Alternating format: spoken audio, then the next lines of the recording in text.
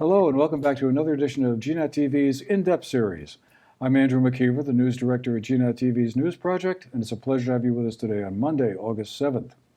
Our topic today is civics education. What students need to know about how our government and democracy works or is supposed to work, how it's set up, and what are the various functions of the federal system, and how did all those come to be? This issue, of course, took on greater importance, I think, for many of us after the events of January 6, 2021, when all of a sudden the democracy that we grew up with and knew all of a sudden was not seen as perhaps an impermeable institution that was always going to be there, and that's something we needed to understand a little bit better and how it worked. Clearly a major moment in our country's history that was a challenge for all of us. So here today to talk about civics education, what should students know in school? We have a very distinguished panel assembled for you here. Really pleased to be joined today by Senator Brian Campion, who is one of the two state senators from Bennington County. He's also the chairman of the Senate Education Committee. Senator Campion, thank you for being here. Great to be here.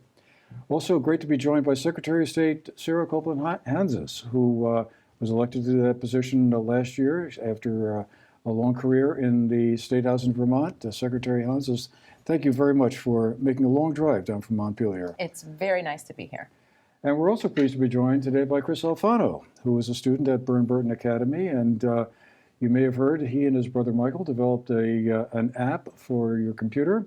Civically, it's called, and contains a lot of great information about civics, the American government, how it works, the Constitution, everything you needed to know about all of that. Worth a download if you have the time.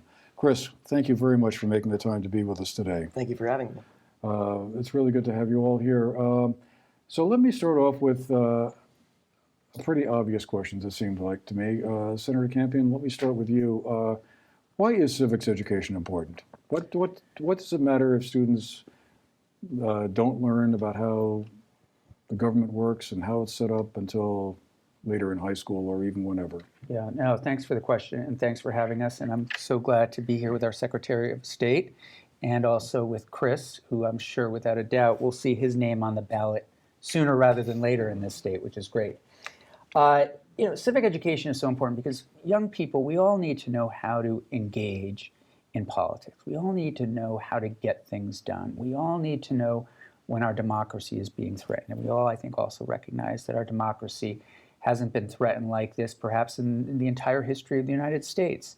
So how do you engage in the political process is essential. How do you find in government those sort of levers, those points of power, if you will, decision-making? So if you are a young person, if you're an old person, if you're a middle-aged person, and you want to get something done at your state, local, federal level, how do you do it? And then the other big piece of it is, it seems simple, but we all have to be engaged in the voting process, and we all have to be engaged knowing as much as we possibly can about candidates, knowing who is going to be the best leader or representative for us.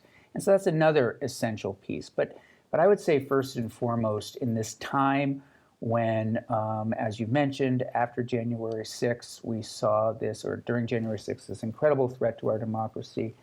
How do we work to protect our democracy and enhance it? And all of that is about civic education.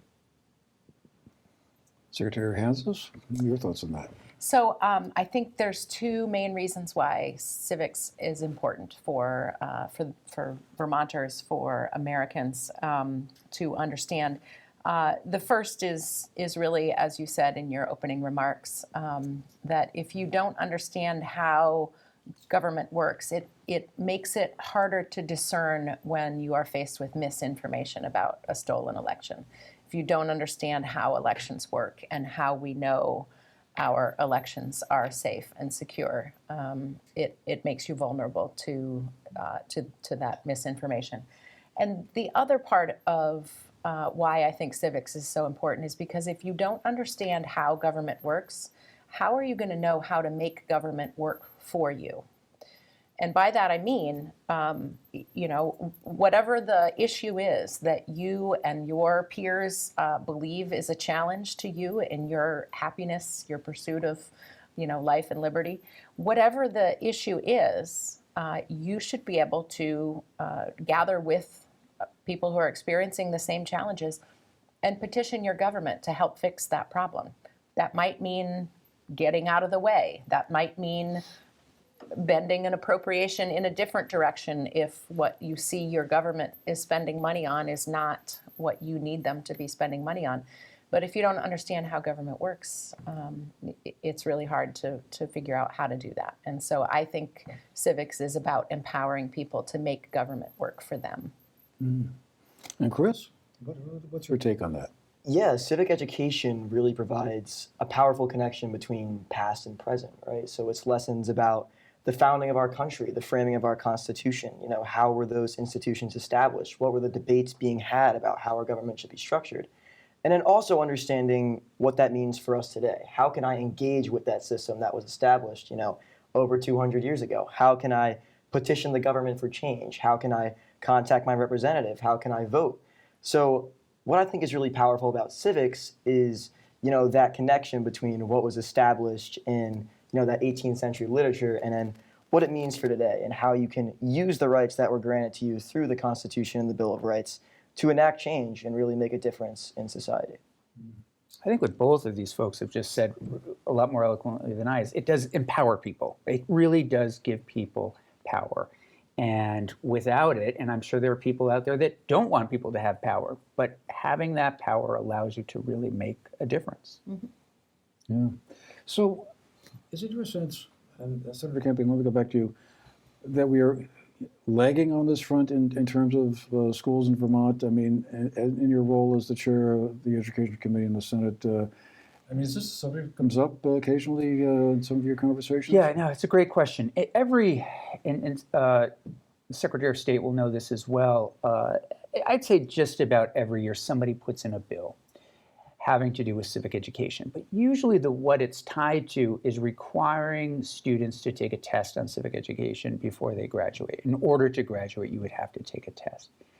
And that kind of thing, just personally, I've been averse to. I mean, we don't require any tests for any other really kind of graduation. There's a process. Some students go through a portfolio process. You take different exams, along the way. But saying this is essential in order to graduate, I've been a little averse to that. One of the things we've learned, though, through the process is when a bill comes in, we have all sorts of people come in to talk about, what's happening in the classrooms. And there are a lot of incredible things happening in Vermont classrooms, no question about it. Can they be enhanced? Absolutely. And I think one of the things I'm interested in doing is making sure that teachers have the tools to do that. But I'm also really interested in different ways, and I said this, before we got started, to get young people in particular to do civics. And I mentioned earlier, prior to getting started, one of the things we've taken testimony on was an interesting faculty member from Harvard Ed that said, for students to really get civics, they have to do it. So it's one thing talking about it, memorizing it, but you've got to run for the select board. You've got to run for the school board. You have to go to these meetings. You have to get engaged. You have to have a mock election. All these kinds of things really are ways to experience it and get excited about it and understand it. And we do these things with other subjects, like you do science experiments, you do math problems. But civics, we've got to find a way to get people more engaged. And I'll let the Secretary of State talk about her work in this area. But a number of bills have been passed over the past last year that I know she has been supportive of to get younger people to vote, to run for office, to get engaged in different ways in their communities. And hopefully that will carry them and give them the experiences they need going forward.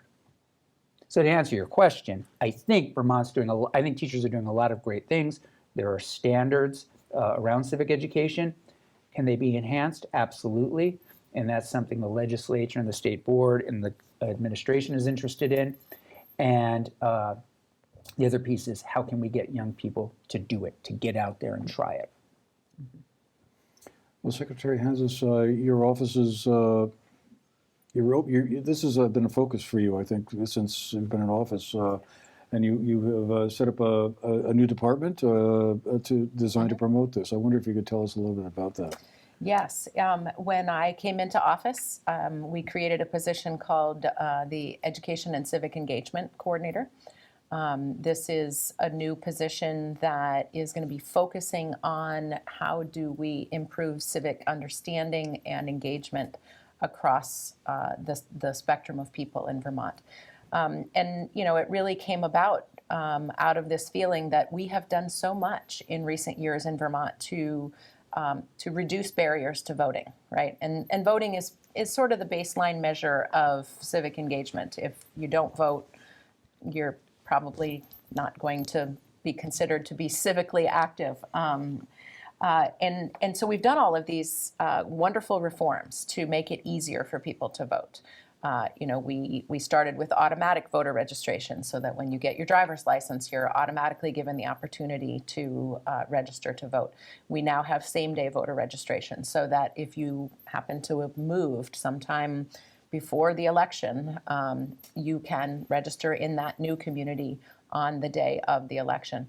And after COVID hit and we decided that it probably wasn't safe for us to stand in line and speak face-to-face with the poll workers in our communities, we started universal vote by mail, and that was so popular that in 2021 we came back in the legislature and passed it into law permanently so that your general election ballot will always come in the mail to you.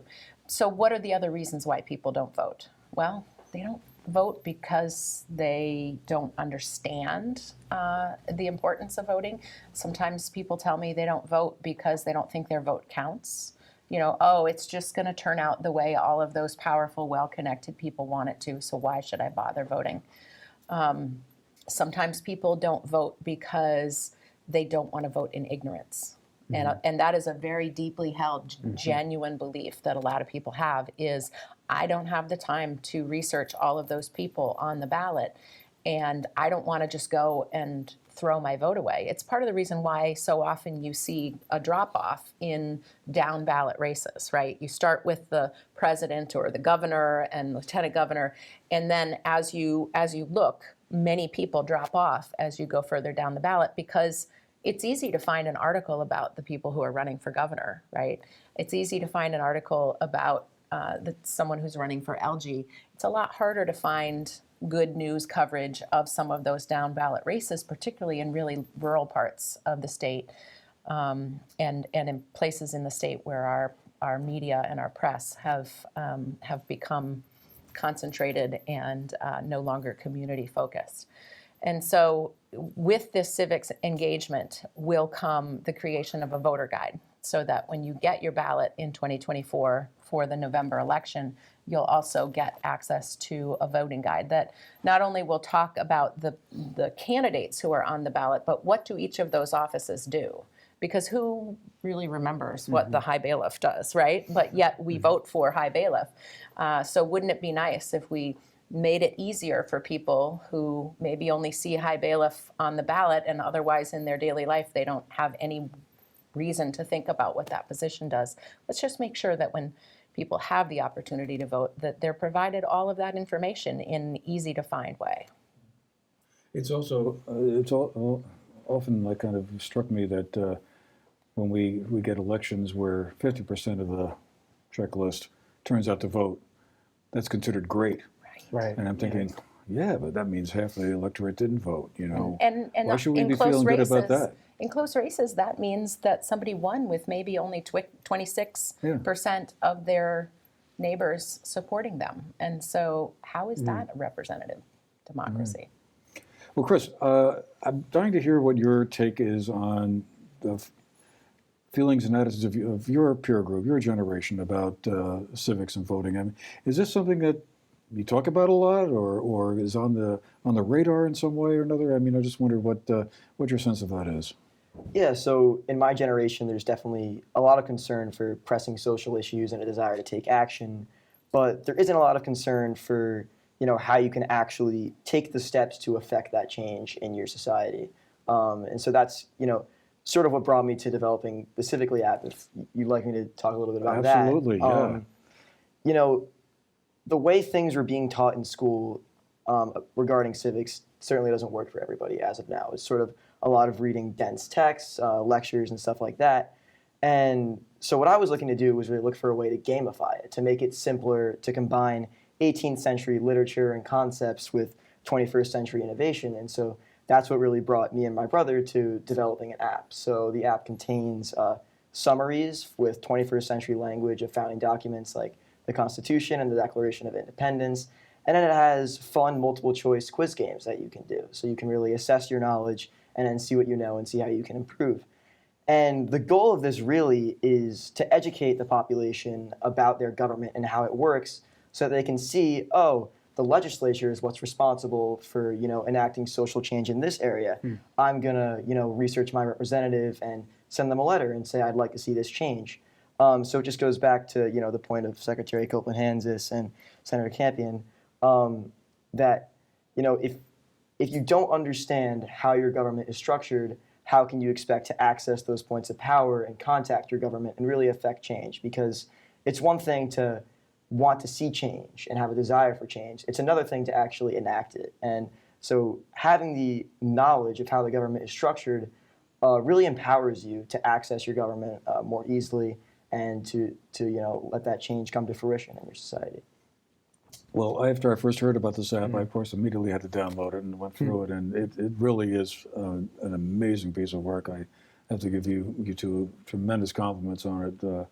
I went through it and learned a lot of stuff I didn't know about, and I thought, oh, man, this is going to be, no big deal. I know all this. Guess what? No, I didn't. And so it's a really great job, and I just wonder, if given the times that we seem to be going through, if this is going to be an area where, people will become more motivated to learn more about, the ins and outs of how the government actually works, who do they go to if they have a problem or a question about something, or are we just going to slump backwards and kind of just remain somewhat ignorant about the whole thing, or leave it up to the half of the electorate that does go to the polls and votes and decides who's going to be in the Senate or the Congress or a governor or president? Well, I think what Chris has done has been incredible because it does give more people access, and then again in sort of a fun, interesting, different way, so they can approach it rather than reading through, like he said, a dense text or even a long Wikipedia article. This kind of is more geared to, and I wouldn't say just people your generation, right? I mean, you enjoyed it, or I'm looking for you've taken a look at it. You should probably announce how to find it on here so people can access it. I got it off the App Store. All right. Whatever that is. And the app is called Civically. Civically. Yeah. And I think it also, back to one of the things Secretary Copeland Hanzas said, which is so important, was I think there is an intimidation factor there when you go in and vote. You don't want to make a mistake. You don't want to, be seen as somehow foolish or silly. And I remember registering people to vote, who were 55, and it was their first time to vote. Sometimes it's a local election, somebody coming to them, talking about them. One of the things the Secretary of State's office has done, which has been incredibly helpful, is, you can download your ballot, you can take a look at who's on it. All those things I think help people. And I think the earlier people get engaged in it, the better. Yeah. Yeah, and I guess what I would say to that is if the system isn't working for you right now, you're having trouble making ends meet, you can't find an affordable place to live, maybe childcare is unavailable in your part of the state and you want to be able to work to support your family, but you literally can't find a safe place to have your children stay while you're at work. All of those things are part of a system. And that system wasn't designed by you or me, but it wasn't designed for you. And if you want it to work for you, it's time to get activated and engage with other people who are having those same challenges and make some change. And I think that the childcare example is a really good one that is of recent events here in Vermont. there's been a 2 or 3 year campaign going on to really increase awareness in terms of the shortage of adequate childcare.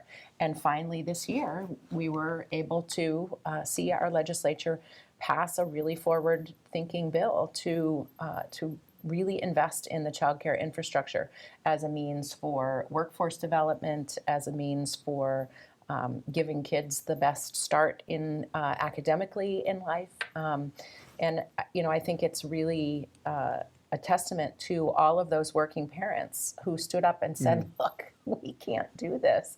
We can't take that job that you're offering unless we have a safe place for our children to be. Yeah, democracy is alive and well in Vermont, for sure, where, you can get a group of people together and advance an issue. But even there, as everyone has mentioned, we're not getting people to the polls as much as we can be or should be. I am wondering, has it been sort of gradually increasing? Do you have a sense of? It kind of depends. And I know it depends on presidential elections, all that sort of thing. A lot of it depends on the activity on any particular ballot, which is why in the off-presidential years, we tend to see lower turnout. And then when there's a presidential election on the ballot, we see slightly higher turnout. So we see this over time. Okay. And, we'd like to see more consistent engagement. And the biggest untapped voting block is the under 30 voting block. These are people who should be voting and whose futures indeed depend on it because they're going to be here. You're going to be here a lot longer than any of the rest of us. And we need to make sure that we figure out how to engage with those people so that they are getting into that habit of voting. It's really hard to vote for the first time when you're in your 50s and you think, well, I feel stupid because I feel like I should know how to do this and I really don't. So let's figure out how to close that gap. Is that any different, do you think, though, historically? I mean, I'm trying to think back 50 years ago when I first became eligible to vote. I remember back then it was like everyone going, hey, young people don't vote, So is that much different from the past, or? I mean, I can just, when I was turned, it was a big deal. I mean, we voted, and I think part of it is your background, your family, your experiences, all those are your parents going to the polls, parents taking you to the polls. It's that sort of learning by doing, and I think that's key. Has a legislator visited your classroom? I think all of those things. I'm interested in knowing if, Chris, if you have a sense of your age group getting excited about voting, or do you have a sense of, whether or not people are sort of, I don't know, kind of carrying the old, gosh, it's not going to make a difference sort of thing? Yeah, I do think there's definitely sort of a niche group of people who are super ecstatic about voting. Can't wait to turn 18 to register to vote and head to the polls. But, obviously, as statistics show, there's also, a large number of people in my generation who are, sort of overwhelmed and intimidated by the process of voting. And part of that is, like you said, there's all these different offices on the ballot, and they're like, I've never heard of this. I just want to, check the box for president. What does the state's attorney do? Yeah, and not only is a lack of voting a problem, but also uneducated voting. We talk about polarization a lot nowadays, and people just voting based on parties, saying, hey, I think I prefer Republicans or Democrats. I'm just going to vote for that candidate without actually, looking into their issues and exploring their positions. So to answer your question, I do think there's probably a small subset of people who, have developed informed positions on complex issues and are ecstatic about going to the polls. But I'd say probably the majority, isn't really sure where they land on the spectrum and doesn't really know how they can go about voting and if they will go about voting once they turn 18. Which doesn't sound a whole lot different from what I remember when I was in high school. Yeah. I mean, back then Vietnam was the big burning issue, and it was very easy to kind of develop opinions about that. But one of the things I'd love to find out is why, at least I could have this wrong, but in at least Western Europe, I mean, the voting turnout, it's huge. I mean, just absolutely. Right. What is it that is happening here? And maybe it very much, again, goes back to these early years around, what's your experience? What's your family's experience? Is it kind of generational how engaged somebody actually gets? Is it because some countries make it into a national holiday, do you think? And you have the time? It's not like, you have this, get Well- off from work or something like that, or you're standing in line for 3 hours, or something Well, ridiculous like some that. countries require you to vote. That's an interesting thought. You know, the whole holiday thing has always intrigued me. Having a day off, we did as kids just because of where we happened to be. The school district would close, you'd have a bake sale, and people would go in and vote. But in a way, I think that would sort of at least highlight it a little bit more. You're off today to vote. But I Yeah, don't know the numbers or on that. And my only worry with that is that what will probably end up happening is that offices will be closed and maybe even manufacturing might be closed, but the gas station's not going to be closed, the grocery store's not going to be closed, the local cafe is not going to be closed because that's a day when everybody is off work and might be wanting to spend money in their community. And to your earlier point, I mean, you think about it, you get a ballot in the mail, and you can vote 30 days ahead of time in vote. Vermont. Yeah. So, I mean, Vermont, I feel like, is in a good position with regard to trying to doing what we're supposed to be doing to keep democracy alive and to get people there. But something is certainly breaking down. I do think the voter guide is intriguing. I've seen California's, really powerful, arrives in the mail, paper copy, photo, what the office does, and everybody gets 500 words to sort of say their position. And that's I don't know what their numbers are compared to ours, but I think there's something there. Yeah. There's several states that do a voter guide that we will look to see what works and how we can do that with a Vermont flair. So here's a question that goes to the whole federal nature of our government in this country, where states have certain privileges and the national government has some. Why can't we make a national rule around that? Why does it have to be up to individual states to say, well, we're going to make it a state holiday, or you have to vote, or something? Whereas the rules here in Vermont are going to be completely different from what they are in Texas or some other state. Well, it turns out that you can't get a national consensus when it comes to even supporting the infrastructure of our elections. I was stunned and my jaw dropped, I think, at my first meeting of the National Association of Secretaries of State when another secretary from a different state, which will remain nameless, actually stood up and said, we don't need any federal appropriation to support the conduct of elections. We're doing just fine without it. We never asked for this kind of money. And I'm sitting here from the perspective of a secretary from a small state with 250 towns, and we need to be able to supply tabulators, which are complex pieces of equipment, very precise, counting equipment. We need to be able to provide that to our local communities. And I think it's absolutely appropriate that the federal government should support some of that basic infrastructure of elections. And I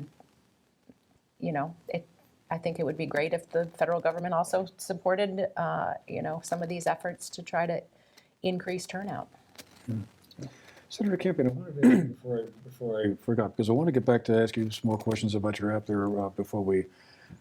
Which we should go into repeat the name of again. It's Civically. Civically. There we go. You can find it on the App Store. Yeah, you can. How does your committee work with the Agency of Education in terms of developing curriculum? I'm assuming they're the folks who kind of have all the, bullet point knowledge about one thing or another, and you're there saying, well, this sounds good, or can't you do more with this? I just wondered, how does the process work? If you wanted to say, like after this conversation, you go back to Montpelier, you think, we need to make it a mandatory that all sixth graders can pass the test on the Civically App, Right. or whatever. Would that be like a conversation you'd be able to have with the folks over there, and then they would go back and try to implement something? Sure. No, it's a great question. And one of the things that I'm always reminding people about, the legislature really can do, frankly, what it wants. It can pass a law tomorrow that would require everybody in the state to download Civically. Those kinds of things are within the legislature's power. That being said, the legislature has not been involved historically with curriculum or standards. I mean, the standards, we've asked the State Board of Education and the agency to review standards from time to time. We've weighed in around, what standards, opportunities around increasing standards, improving standards, changing. But usually those are things that the State Board of Education and the Agency of Education do. And none of these organizations are involved with curriculum. In other words, how do you reach those standards? How is it that, we might say every student needs to be exposed to, 5 different cultures in the world in their 8th grade year of school. How teachers do that, the legislature doesn't get itself involved. And I think that's somewhat true throughout the United States. That being said, the legislature can initiate funds and resources, as the Secretary of State's office is doing, is to help find different creative, interesting ways that can also take some pressure and give some tools to teachers around different ways to do this kind of work.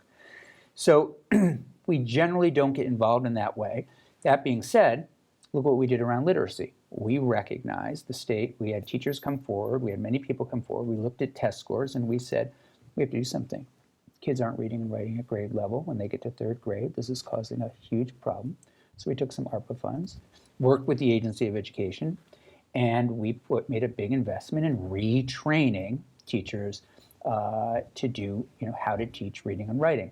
We didn't get involved in the details of, how you might do this. That was up to the agency, but certainly the legislature recognized the need.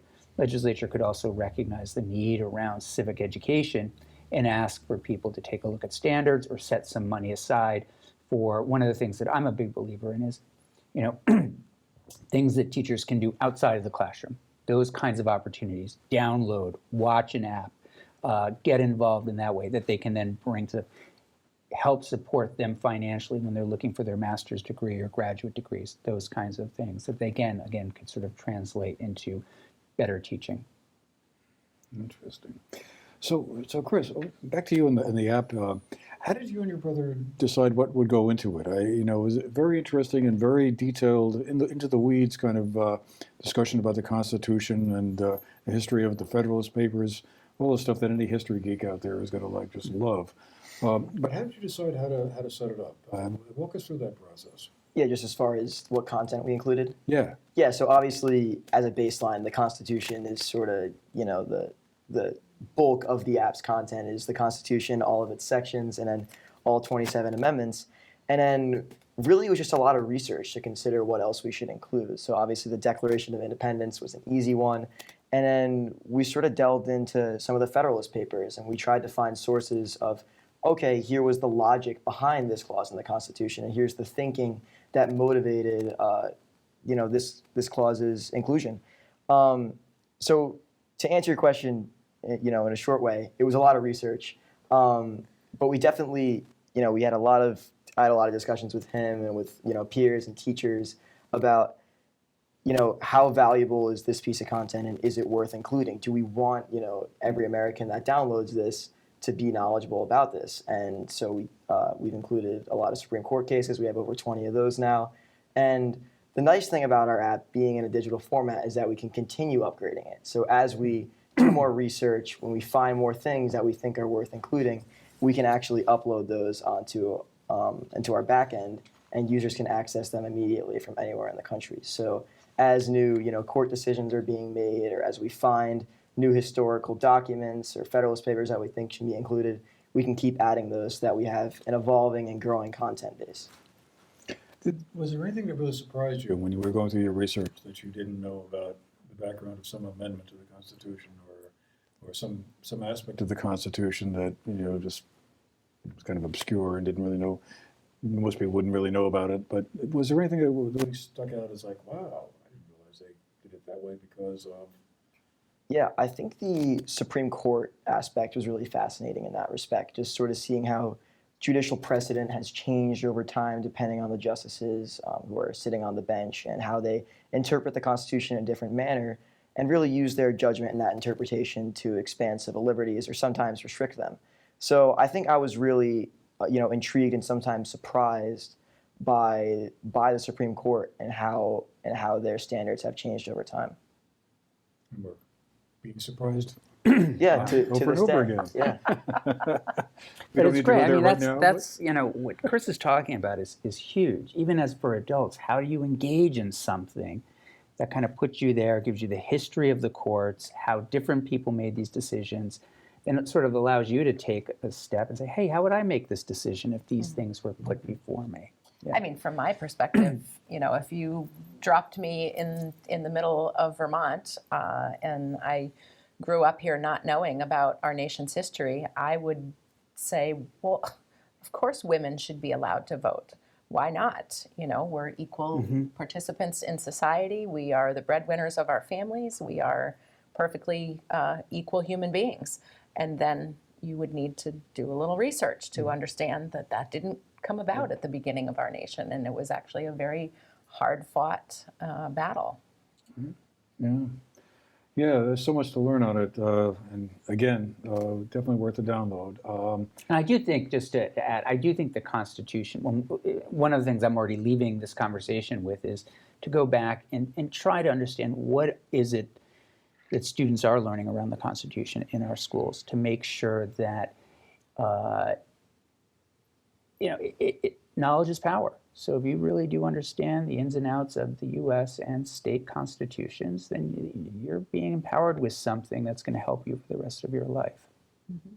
I mean, is it typical, Chris, that high school students would at some point over the course of 4 years in high school have a class that really at least spends part of a semester at least looking at this in some kind of fine detail, or is that? Yeah. So, like Senator Campion said, there's obviously not a civics requirement for graduation in Vermont as of now. But I know at least in Burton, every student will, take civics coursework before they graduate. So your sophomore year class will either be an honors government class or a CP level class that's, sort of oriented, not entirely about civics in the case of the CP class, but oriented towards civics and learning about government. So you'll learn about, those bare bones foundational pieces, and then also, educate yourself about modern political issues and how they relate to those foundational pieces that you learned about. So although it's not a requirement, I know at least at Burton in Manchester, it's definitely a priority of the administration and the social studies department to make sure that students, when they graduate, are prepared to engage with the democratic system. I should mention, it's part of our standards. We just don't have a class. So you might pick it up in your 9th grade class, 10th grade government class, 11th grade sort of American history class, but there isn't at least a requirement to have that one class at this point. Well, but maybe we'll get there. Maybe it'll be a conversation for next year. Yeah. Who knows? Yeah. Anyway, we're sort of running a little bit out of time. I thought before we go, it would be fun to have a little pop quiz, as it were, of some civics question to see how well this distinguished panel So here. because he's been doing so much research, is it him against the two of us and we get to share? That's right. We can, right. Well, we can divide it up anyway. I'll just throw out the questions, and anybody who wants to raise their hand can. And there's no buzzer? We don't No, get to. and no $200 in civics on Jeopardy.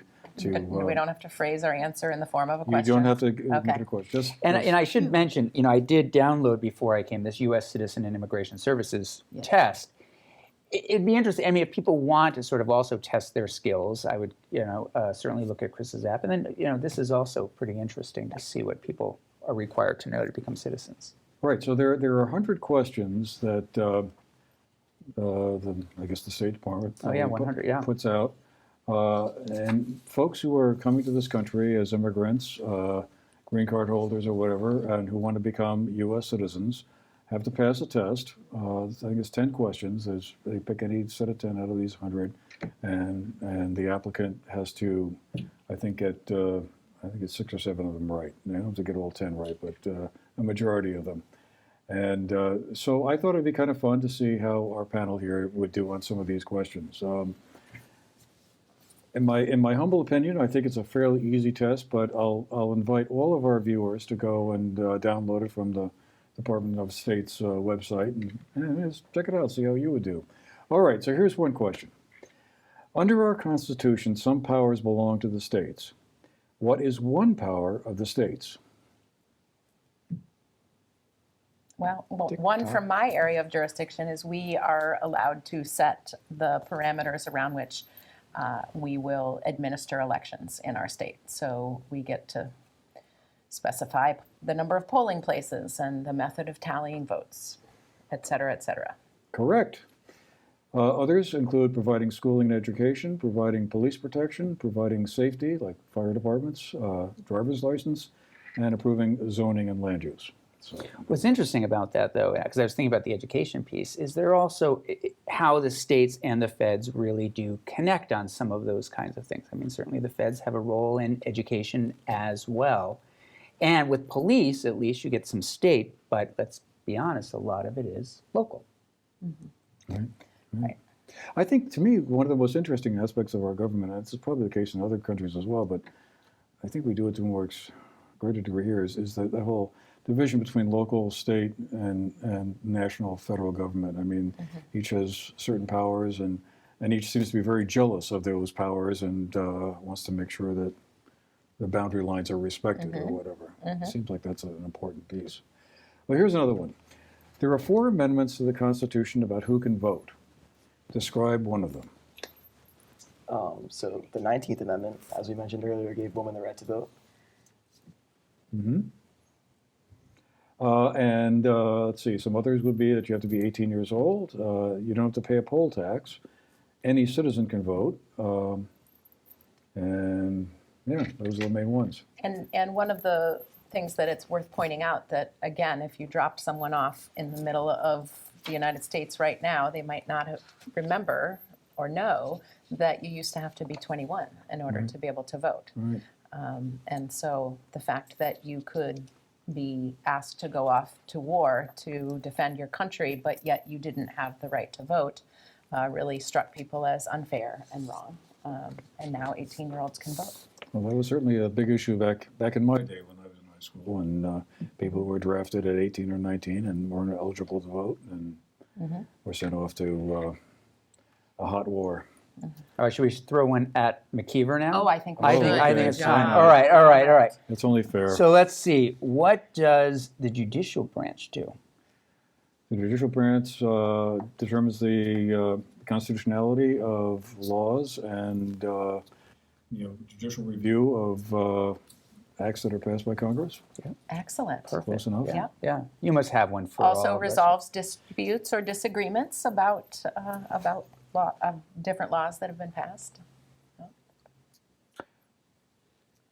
Chris? Which Supreme Court case established the power of judicial review? Marbury versus Madison. That was easy. I learned that back in con law in college. 1804, right? 3. 18. I was so close. All right, one final question, and then we'll probably have to call it a day here. The Federalist Papers supported the passage of the U.S. Constitution. Name one of the writers. Madison. John Jay and Hamilton. And they went by Publius. Was Madison anonymous, or did he go by? Didn't he have a Publius. pseudonym? He did as well. Yeah. Right. Why did they use a pseudonym? Did you figure that out? I think it was arguing for the ratification of the Constitution. So, I don't know, I guess it was controversial, so they wanted to protect their identity. I don't know too many specific details. They But didn't want people to disregard them just because they happened to be part of Right. writing it. Boy, if they had social media back in 1787, the world would have really been crazy, huh? Exactly. But as we were saying before we got started, I mean, those papers were being debated and discussed. They're published in the papers. Everybody talked about them in the pubs and taverns and at their kitchen table, and that's what we want to return to. Absolutely. Yeah. Well, we'll have to leave it there for today, but boy, I got a feeling we could talk about this for a long, long time longer. But anyway, thank you all for being with us and making the time for this conversation. It's really fascinating, and we hope all of you who have been watching as well have enjoyed it as well. Thank you again to Senator Brian Campion, Secretary of State Sarah Copeland Hanzas, and Chris Alfano, student at Burton, and co-developer, I should say, of the Civically App. Be sure to go out and download it after you've watched this show. And thank you for being with us. We'll see you again the next time. Meanwhile, have a great day.